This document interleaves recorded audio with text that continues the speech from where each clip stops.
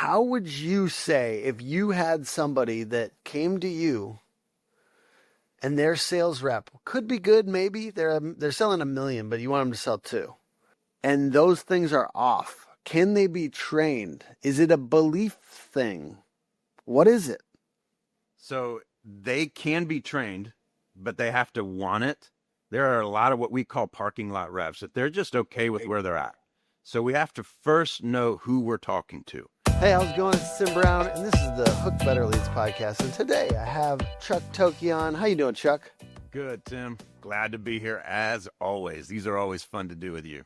We are going to be doing some sales role play with you today and really extracting some of these mental tricks that closers use. What is it that sets people apart in that, and sometimes even a star gets off. You know what I mean? I was just watching the Timberwolves last night. We've got Anthony Edwards, and he was, he has momentum sometimes, but then sometimes he'll miss like 5 shots in a row. And even the stars, if they're not in the right mindset, they can get totally off. So how do you help people get on quicker? I look at this. I was never a fighter pilot, but I got a couple of friends that are, and I like how they bring this in. He says, your memory and how you think is a lot like when they're going in for the kill, they have 2 things and they got to line it up together. It's like the basketball, when you're looking and they miss 5 shots in a row, it's like they're not lined up, and so when you look at this, it is your mindset. We have people that come to us and they'll ask us, hey, I really want that sales process. The sales process is really just the start, and it's about that much of your success. The sales process is about that much of your success. And then tonality and tone and pause, it's about that much of your success. But then mindset, it's where your mental presence is the rest. Yeah. But nobody looks at this. Nobody looks at this because they're looking at, well, what's my sales process? And then they wonder why their close rate's at 30%. So let's talk about this sales momentum replay ritual that you're suggesting. And I know you work with people on this, but what is this ritual and why does it help people close more? The reason why it helps people close more is, and I got to start out, and I talk about this a lot with our clients and when I speak, is I'm sure that you've been inside of a whether it's a airport, a restaurant, you sit next to somebody and you don't know them, but for whatever reason, you don't like them. They're putting off an energy based on something that has recently happened. And so when you go into a house and maybe something has happened that morning, or maybe you just got out of 2 really bad appointments and you're going to go into your 3rd, and there is this momentum. And we call this, and I know that you and I have talked about this, but that's your momentum memory, is everything that happens is running with you. Your success is running with you, your failures are running with you, and you allow certain things to enter the house with you. And that homeowner, they don't know what you're going through. They just know whether they are feeling positive or negative energy. And a lot of people are probably listening or watching this, and they're like, oh, this is all woo-woo. This is not woo-woo. It is absolute physics. It is science, and it is measurable. Not just measurable based on your success, measurable based on if you had one of these machines that were just right outside of you and you were watching a movie, a positive movie, a negative movie, a horror movie, you can watch these things go up and down based on the energy that's coming off of you. And the people that are sitting across from you are feeling it. They have a front row seat to your life, or at least what you're bringing into the house with you. So that's what we talk about when it comes to that mindset of whatever it is. So there's a lot of different stages to this, but closers, people that are just naturally just really good, it's not like they completely shut it out. But they're natural with this. They understand where their mental state is as they enter the house. You were talking to me about this, like you have this win journal that's like been big in helping people do this. And I think of this as um, a pretty big tool. You said there's some people that use like an audio version. They record themselves essentially, and then they play it back before they go into the house. That's to me, it's super smart because you got this like, if you don't have momentum at that exact moment, you can create it almost like it's like watching a highlight reel of yourself making baskets and then getting onto the court. You know what I mean? So there's levels so that you can listen to motivational speeches. And Mm. if you look at a scale of like 1 to 100, a motivational speech, if you're listening to it before you get to a house, that'll get you up to about 35, 40%, where it's like, all right, let's go in and do this. But if you either read or listen to yourself and your last wins, and what I'm talking about is not wins in general, but wins inside of your industry, your last couple of appointments that you really did well, and you write down that customer's name, what that house looked and felt like, what was the feeling inside during the appointment, and how did you close this down? What did it feel like when they were making that decision? Because people don't say, just screw it, just write it up. That's very few. They don't make decisions when they're angry. So what Mm. was it? What was the feeling like? And how did that wind feel to you? And you got to really bring that back, because what's Mm. going to happen, and that'll take you to 80, 90% on that scale. So that's even more so Mm. important than you listening to motivational speeches that might get you in the mood, or music, or any of that kind of stuff. Listening to your own wins will catapult you past that feeling and help you to understand, what does the feeling need to be inside of this house. I've never met Mr. and Mrs. Jones yet, but I can't wait to meet them, because I'm going to treat them just like I did with Mr. and Mrs. Smith just Yeah. yesterday, or the whatever's the day before that. RoofCon is definitely the best conference I've ever attended, and I've been to several. We go to several every single year. I bought the tickets. I said, we're going. This year they broke 5,000 tickets, so it's growing bigger and bigger every single year. If you're not here, I don't know where you're at. Definitely coming back 2024. See you then. RoofCon, the #1 conference for the roofing and solar community, is coming back to Orlando October 23rd through 25th, 2024. Get your tickets today at roofcon.com. Absolutely. And there's an element of like, that feels all well and good until you get punched in the face 2 or 3 times. You know what I mean? Like it's how to re-stoke that fire halfway through a weird day or a stinker, or, you went to like you said, a few bad appointments. I think that skill, and I use breathing too, personally, like when I'm, and I don't do sales full time now, but I do, like I'm leadership and partnerships and stuff like that. And sometimes there's some weird conversation I just had and I have to go into another one, and I'm ready. And I do my bellows breath. I do breathing exercises to get my state right. I think going into these things with your body and your energy right. I think real sales requires connecting at a deeper level with people, and to feel, I mean, the thing is that I think some of the woo-woo shit would help people a lot if they would embrace it. The vibe. They would embrace it. You're right. Yeah. Try to like give good vibes to the homeowner. Try to like, cause what we're talking about is scripts are not going to fix your sales problem. You have to get on the right level, which is like, I want to connect with this person. I want to have a deeper connection with them. I want to understand them and their issues. And I think that energy, and that's facial expressions and body language, and that tone of voice. That's a lot of things. Body language, facial expressions, tone of voice. Yes. How would you say, if you had somebody that came to you and their sales rep could be good, maybe they're selling $1 million, but you want them to sell 2. And those things are off. Can they be trained? Is it a belief thing? What is it? So they can be trained, but they have to want it. there are a lot of what we call parking lot reps that they're just okay with where they're at. So we have to first know who we're talking to. Yeah. Do they really want this? Are they frustrated? It's not enough to say, man, I'm really good with where I'm at. I'd like to be further, but I'm really good with where I'm at. They just told you they're okay with where they're at.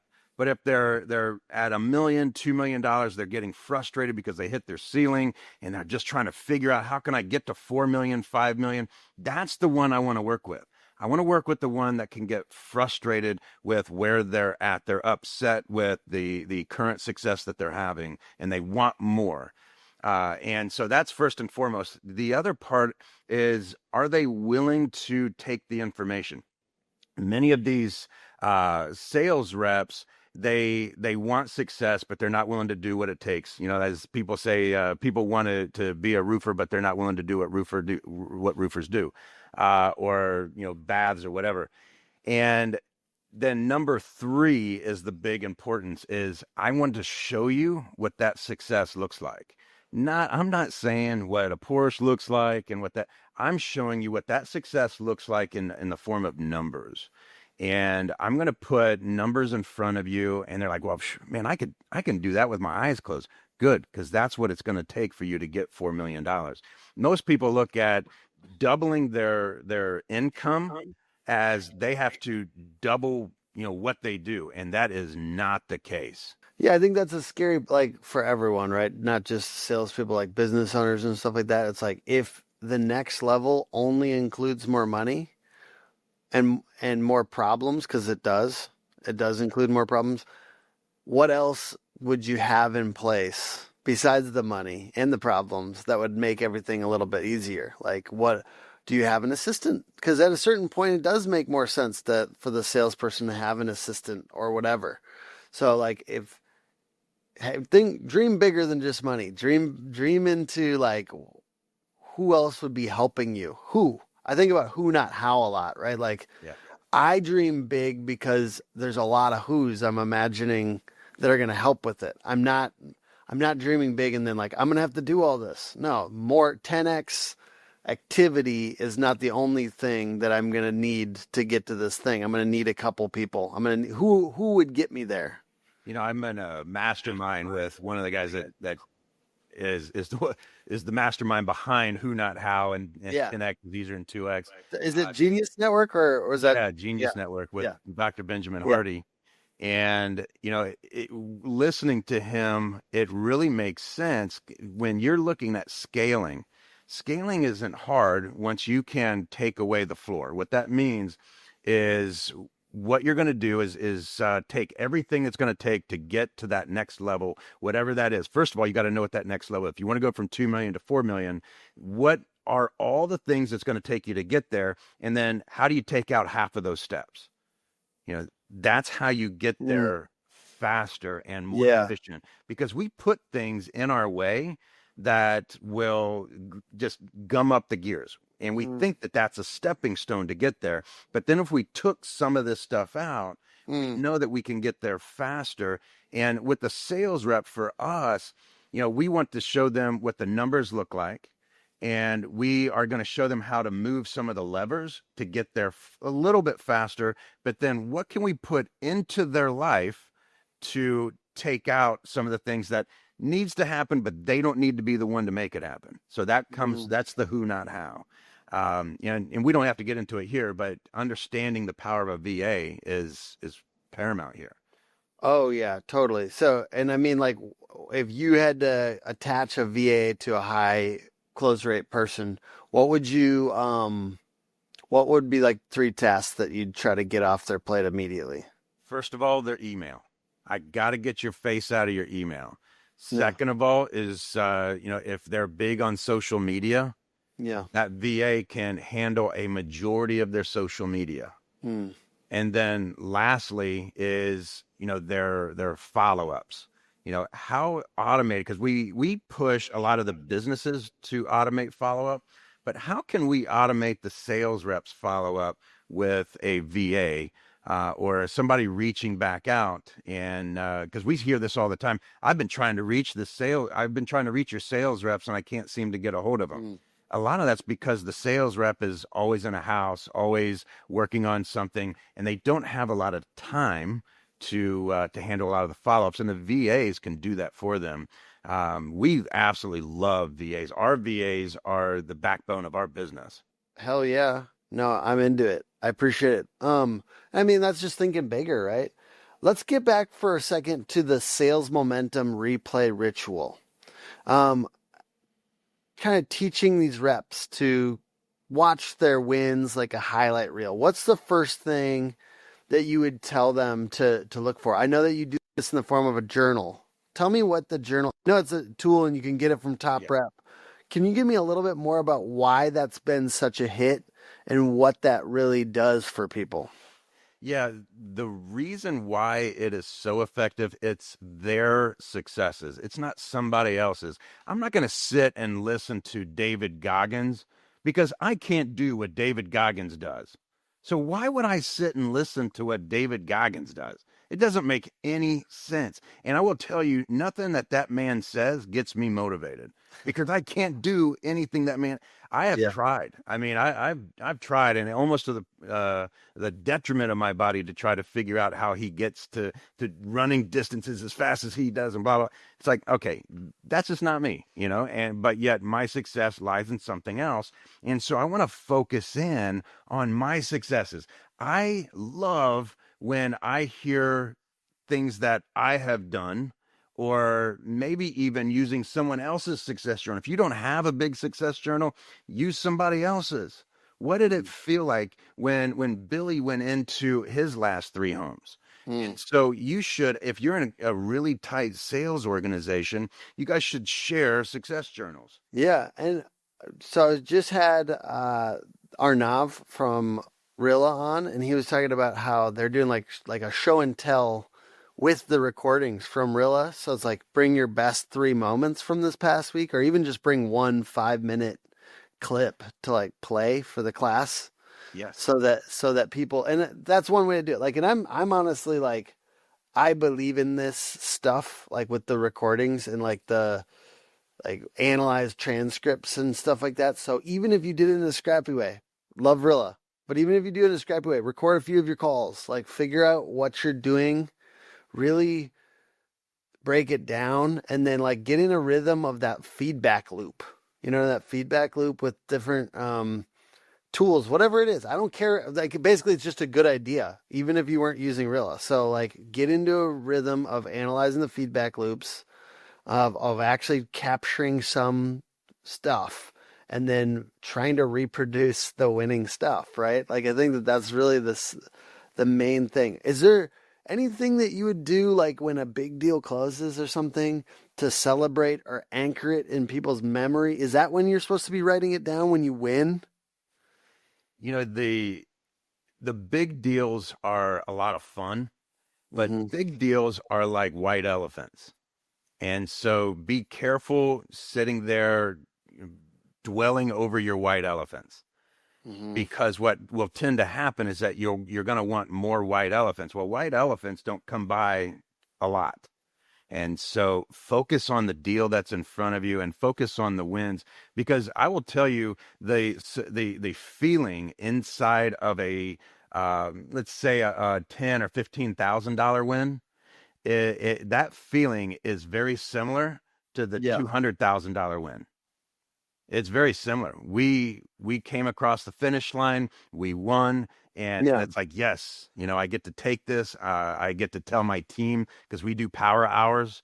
I get to tell my team in the morning how I won this thing. I mean, I can't wait. And the $200,000 win, even your team will give it about as much attention as the $15,000 win. What about just locking in wins in general? Like what is a good way? What is the ritual that would allow you to lock that in so you can kind of access that energy later? Or how do you think of that? Remember the phrase that people don't remember what you tell them, they remember how you made them feel? Yes. That it comes right back at you. So if you really want to get it sticky, is remember how it felt. That's the whole premise of this. It's not to remember the job. It's to remember the feeling of winning. The feeling of winning. It is the best. Yes. It is When the people best. say, go out and have fun, you know what? It's a whole lot more fun to win. Yeah. Go out and Yeah. have fun.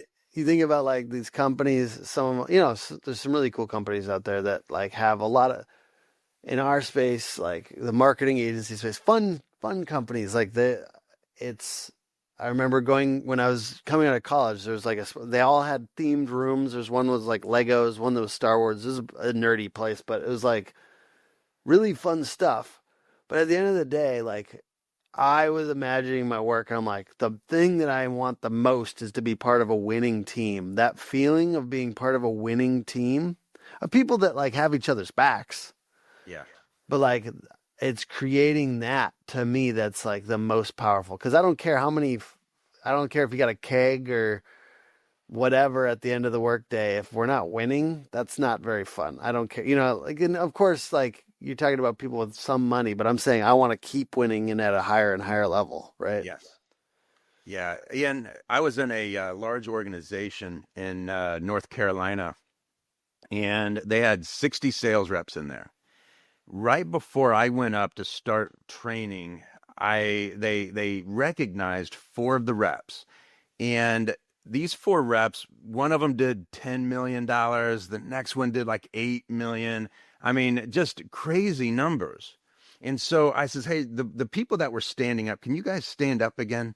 And with all 60 of these sales reps sitting there, I says, I want everybody to look at these sales reps. And I want you to understand when they wake up in the morning, they levitate over the bed. And then they reach out and their pants come to them. And these people are like looking around like, what are you talking about? I'm like, guys, none of that's true. There's a difference between these 4 people and the rest of you. And that is, for one, they operate at a different level.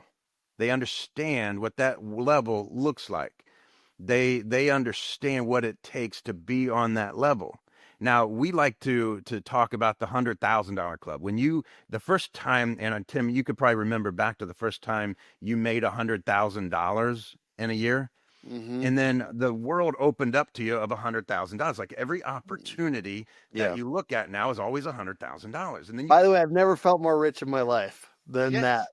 Like you never achieve that again. Once you go past a certain amount, it's like it's hard to recapture that feeling of first getting some money and feeling like lightly rich for a second. Yeah, and if you looked at where we are today, and I don't want to sit there and bring ego out, and if you can remember going back down to that would all of a sudden suck. But when you first got there, you're like, man, I made it. You're starting to think that back to when your parents said, successful people make 100 or 6. Yeah.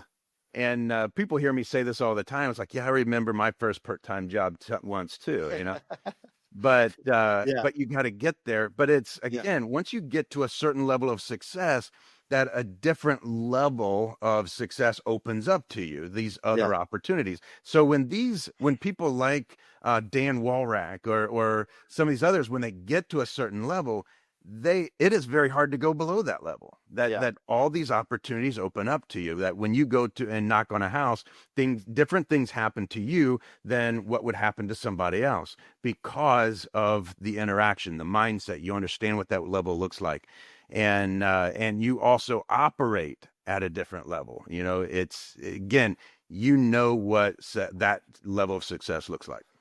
The closer frequency, you know what I mean? Actually, I just grabbed lunch with Dan on Wednesday, and I believe there is some kind of closer frequency. I'm on the hunt for the closer frequency, and you exude this as well, right? But there's a swagger. There's a swagger, my friends. There's a swagger. There's a presumptive closing vibe. There's a I think with him, I've noted that it's not like he makes it into a game, and then it's like he's presuming the close, but he's like, what else can I do from this? Is like after we close, of course, what else could we do? You know what I mean? Do you have any commercial real estate? Like, what else? Who are your neighbors? Like, let's talk referrals. Like, so that is almost like it's assumed. Like, I don't know. Yeah. How do you get into that mode? I think that's what I'm really getting at, is this closer frequency. How can we get on it more? How can we Number get on it one, more? feel like you deserve it. Number one, feel like you deserve it. Okay. Because most of these people, they don't feel like they deserve it. They feel like they've stumbled into success, and then they're going to come back to their comfort zone. We have a thing that we teach and with our clients. It's called role versus identity, and your identity. If many of these sales reps, their identity's at that $1 million level or $2 million level. And so their role will only be at that $1 million or $2 million level. But then you have somebody else that, their identity is much higher. Now, if your identity is at 1 or 2 million and you happen to stumble into a week where you're really killing it, well, you're outside your comfort zone. And so you'll slowly come back into that comfort zone. You have to keep moving that goalpost. Once you get to know us, there's no reason to buy from anybody else. What we do differently is we do stake in the factory. You're truly buying direct. We don't sell to distribution. We sell to roofers, the people that have been getting hurt for years. You keep getting price increases from suppliers. We do price decreases. We've had about 4 price decreases this year. VanBoxwellBuilding.com. We have a new website, the Amazon type platform. You go right on there, click it, put it in your cart. We can send it to you, or feel free to give us a call. We'll answer any questions for you. Yeah. Ooh, I love it. I love talking about identity. Let's talk about that a little bit more after we do a little role play, because I feel like this is what people seem to really like. And I've got a couple things. Instead of being one homeowner the whole time, I might mix in I'll go into objections. So we're going to role play some objections, and I'm going to be kind of like fast paced with it, if that's okay with you. Yeah. I'm actually pulling these from different Facebook groups where somebody had said something that was a common objection, and then I would love to hear your take on them. So, and I'm more than willing to read some of the top answers too. You know how people like to be funny on this shit. I like how, this person's giving your video as one of the answers. Nice. Got a lot of likes. 3 estimates should not be an objection. All right, well, we'll see what this answer is. All right, you ready? Yeah. I'm going to be a homeowner. Chuck, thanks for sharing all that with me. Obviously, like we know about some of the other roofers in the area, and we had actually a couple lower bids. One of them was like 180. They wouldn't say this, a square. And then the other one was 250 a square, basically. What is really the difference, I guess? I'm just assuming all roofs are the same. It's funny that you mentioned this, Tim, when you mentioned that they're a little bit less than us. And I'm guessing that the appointment that we just went through, it might look a little different than the appointment that you went through with them. Could I be correct in saying that? Yeah, honestly, we didn't really have much of an appointment. We just kind of chit-chatted at the door a little bit about it. We kind of, we didn't get a ton of information. So that was honestly one of the reasons I reached out, but. Okay. And I want to share something with you. I mean, you're always going to be able to find somebody that can do the job cheaper. And you're really going to be hard pressed to find somebody that can do it cheaper and still be able to do it right the first time. Could we be on the same page with that? Yeah. Yeah, I guess it's hard. It's just hard to compare because obviously to me, like, I assume it's a roof basically. Yeah. Well, let's just say that we took all of these proposals that you had gotten in ours, and let's say that they're all the exact same price. Which one would you choose? Well, I would choose your guys. It's just, yeah. Oh, okay. Tim, I really appreciate that. I appreciate the fact that you saw what we do. And do you mind if I ask why? Just a little bit more reputable. I know you guys' reviews and stuff like that. One of the companies that we talked to didn't have, I couldn't find reviews. And then the other one, just not as many. So just possible track record. Okay, reputation, track Yeah. record. Okay, and why else? That's about it. That's about it. Yeah. Okay, and do you feel that reputation and being able to do it correctly? I mean, obviously, you've seen our reviews. You've also, called a couple of people, and I'm sure that they've given us a great reference, because I think that's where you came from. Somebody referred us. Yeah. That's obviously a great opportunity for you as well. Yeah, I think yeah, Chuck, I like you, man. It's just that price is pretty high. So I'm just seeing what else you got. If there's anything else you could do for me there, I want to go with you guys. I need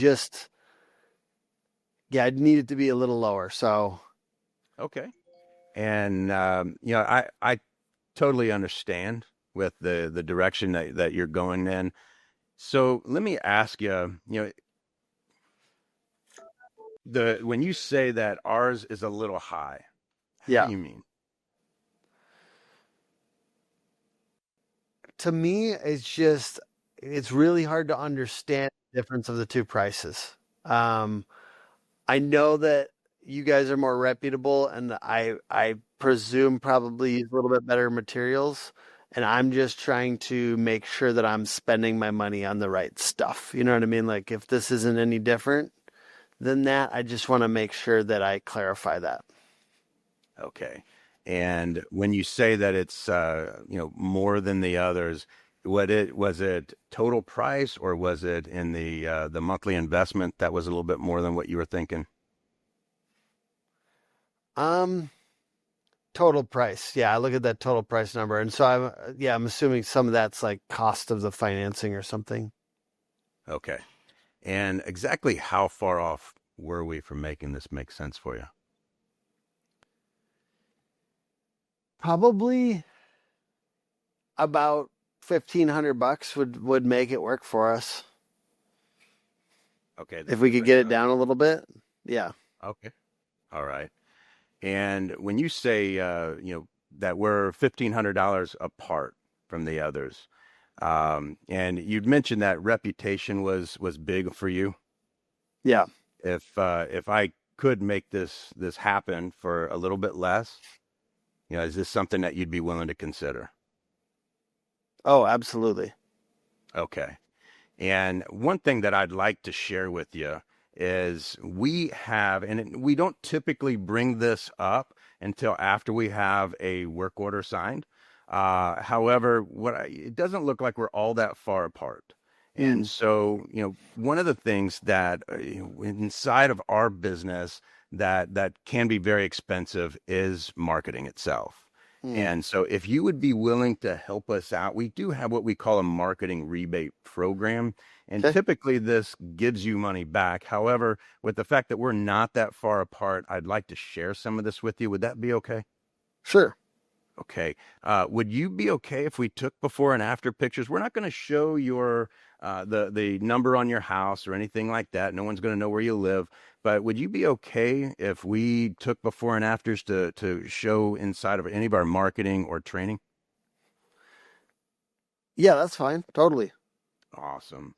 And the next thing I'd like to ask you for, people, I'd love to put billboards all over town, but that's extremely expensive. And so we'd like to start putting some billboards around your neighborhood, starting with your house, which is our yard sign. Would we be able to put a yard sign in during the day that we install, as well as for the next 30 to 60 days? Yeah, depending on what we're talking I'm open to that. How big is this? It's just a small yard sign? Yeah, no, I'm saying the number that we're talking about. I would love to hear. Okay. Yeah. Yeah. But yes, probably. Okay. And then people trust Google before they trust their own mothers these days? Yeah. And so would you be willing to put a Google review? It doesn't have to be 5-star. Unless you feel we deserve it. But would you be willing to help us out with a Google review based on your experience with us? Yes, absolutely. Awesome. And so with this, this would give you, because we want to make sure that this is worth it for you. And so we would give you $2,000 back.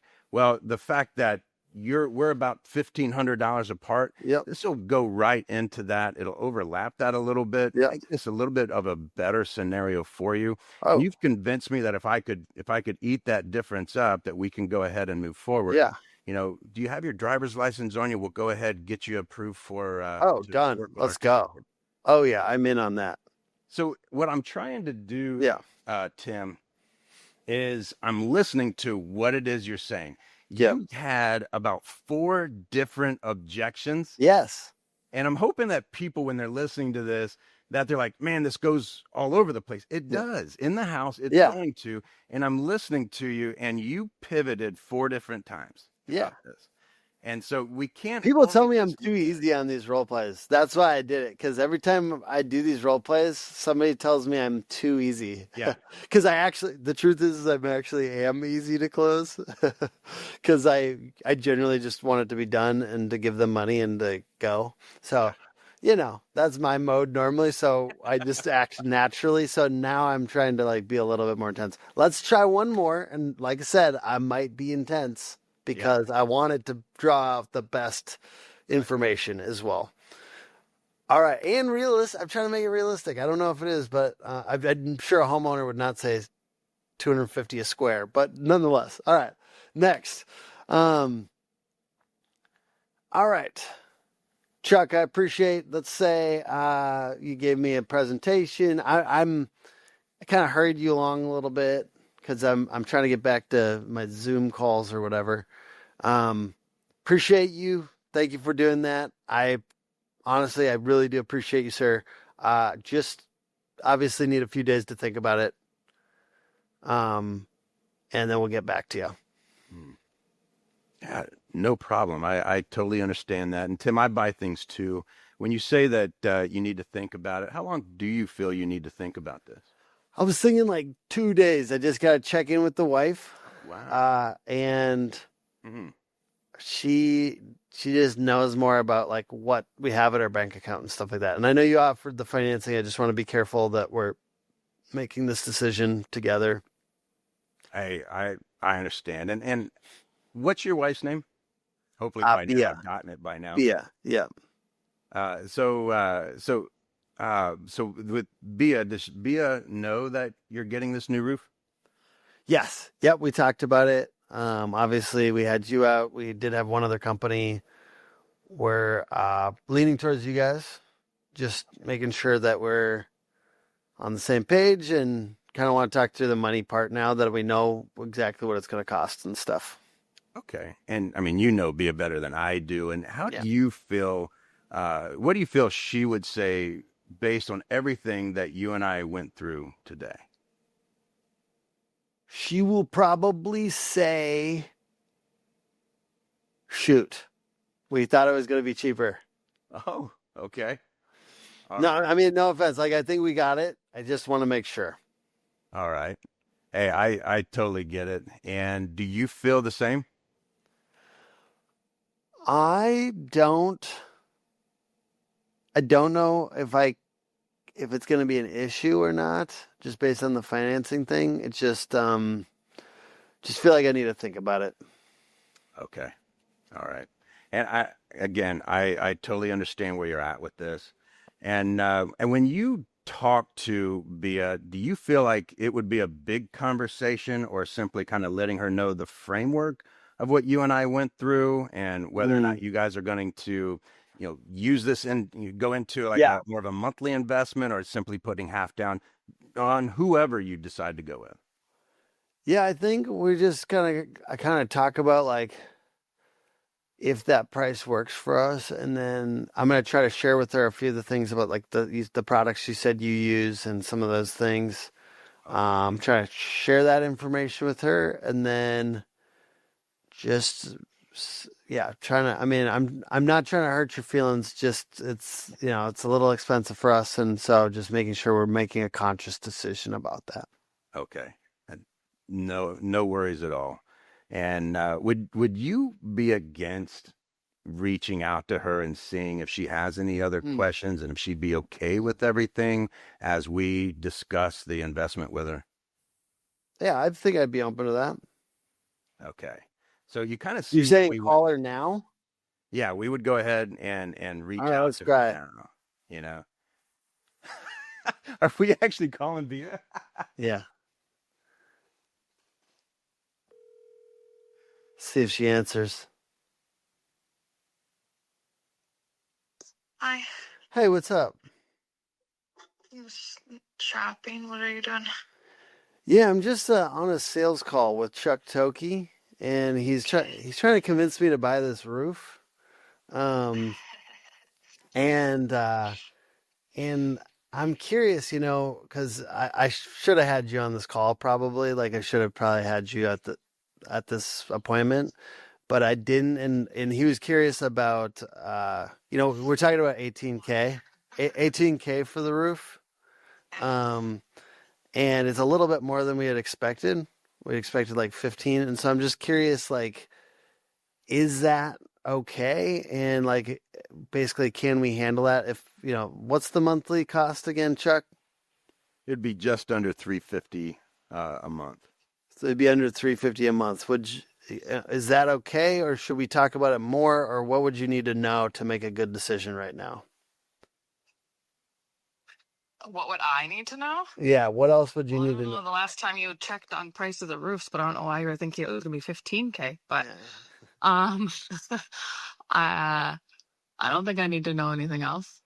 Just basically like, how often are we going to have to be around to like let them in or do anything like that? That's my biggest question. Yeah, he gave me some of that information, but Chuck, like, are we going to have to be there the day of the install?